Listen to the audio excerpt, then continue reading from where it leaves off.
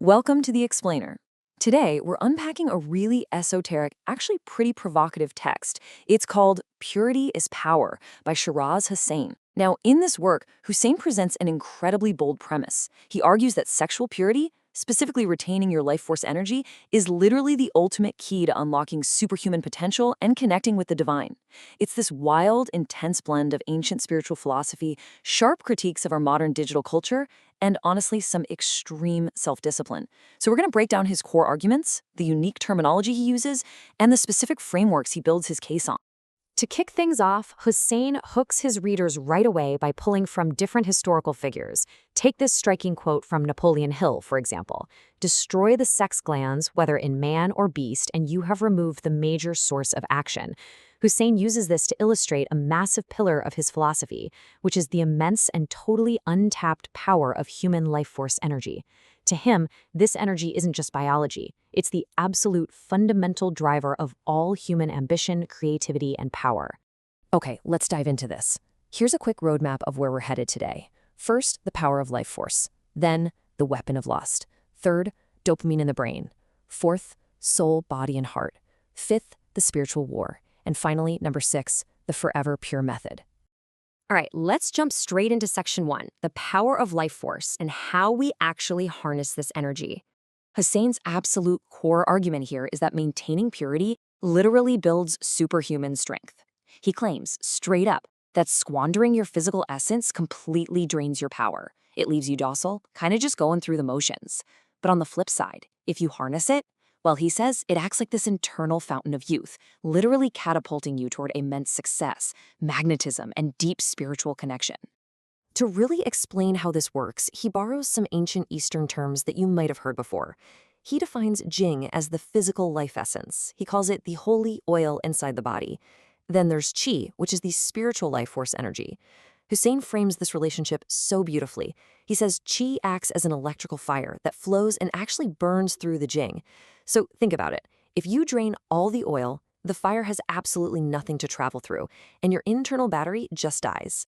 Which brings us to section 2, the weapon of lust, and how modern society weaponizes human desire. Now, Hussain takes a really intense, incredibly specific approach to defining lust. He doesn't hold back at all.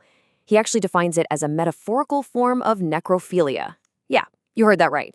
According to his philosophy, lust means completely ignoring a human being's soul and reducing them to a lifeless object, just for selfish gratification.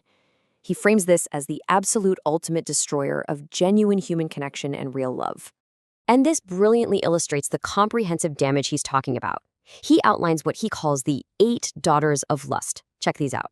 Blindness of mind, thoughtlessness, inconstancy, rashness, self-love, hatred of God, love of world, and despair. Hussain argues that these aren't just minor physical consequences, no. They are deep psychological and spiritual corruptions that ultimately drag a person into absolute, complete despair. Moving on to section 3, dopamine and the brain. This is where he gets into the psychology of addiction. Hussain sets up this incredibly sharp contrast for us. On one side, we've got delayed gratification. He aligns this with following your heart and your true purpose, which naturally builds up your dopamine through hard work. But on the other side, instant gratification.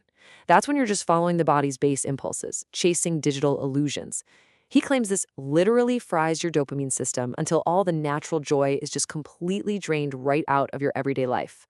He actually dives even deeper into the brain by zeroing in on the limbic system. So Hussain posits that this primitive lizard brain part of us cannot actually distinguish between reality and a glowing screen. When you consume digital gratification, your limbic system is entirely tricked into believing those pixels are real-world physical conquests. And the result? According to the text, this creates a completely warped sense of reality and triggers massive social anxiety simply because your brain's baseline for what is real has been artificially hijacked. All right, section 4, soul, body, and heart. Let's look at his anatomy of the self. So the crucial point is how these 3 specific elements interact with one another. Hussain maps it out like this. The soul is you, right? You're the conscious driver. The body is simply the vehicle you're sitting in, and it's driven entirely by raw animal impulses. And the heart? That is your inner temple. It's where you place your ultimate hope and faith. He argues that the soul absolutely has to take firm control of the body's wild impulses in order to protect that heart, because if the body takes over the wheel, the driver essentially becomes a hostage. Next up is Section 5, the spiritual war, and the internal battle for the heart. Hussain visualizes this conflict using a really powerful metaphor. He says your higher self is the angel. It's giving, loving, and healing. But opposing it is your lower self, which he calls the white wolf. And the white wolf is this ravenous beast focused on nothing but taking, consuming, and destroying. He uses this exact duality to argue that true love is inherently selfless, while lust is just the ravenous, endless consumption of that white wolf. Finally, we reach Section 6, the Forever Pure Method. This is his framework for overcoming that lower self. Now, what's really interesting about this is how Hussain's core thesis makes the ultimate choice look incredibly simple. He states that true freedom and true power only come from surrendering all your hope and reliance to God, which puts you on this upward trajectory of strength and bliss. But on the flip side, if you place your hope in worldly things or your own ego, he argues that leads to a strict, downward spiral straight into anxiety, addiction, and despair. Working from that mindset, Hussain gives us 4 concrete, actionable steps. He calls them the modern rules of celibacy. Step 1. Shift away from relying on your own flawed willpower and rely entirely on divine power. Step 2. Maintain strict mental celibacy, meaning absolutely no lingering on fantasies. Step 3. You have to eliminate all dopamine garbage. We're talking mindless scrolling, junk media, all of it. And step 4. Commit yourself to constant, purposeful, hard work. To really cement this mindset of absolute surrender, Hussain shares this amazing little anecdote about a samurai who gets caught in a terrifying storm at sea. His new wife is totally paralyzed by the fear of death, but the samurai, he remains perfectly calm, literally smiling right into the tempest.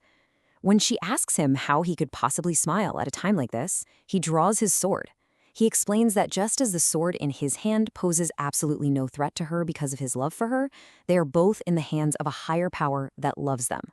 It's such a powerful illustration of the total peace, he says, comes from choosing absolute faith over fear. And that brings us to the end of our explainer on purity as power. Look, Hussain presents a radical, demanding, and highly spiritual worldview here. It challenges our modern norms at literally every single turn. He's asking us to take a really hard look at our internal energy, our daily dopamine habits, and our ultimate spiritual compass. So as we wrap this up today, considering the relentless digital storm of the modern world we all live in, this text leaves us with one vital, provocative question to reflect on. In the storm of the modern world, where are you placing your heart's hope?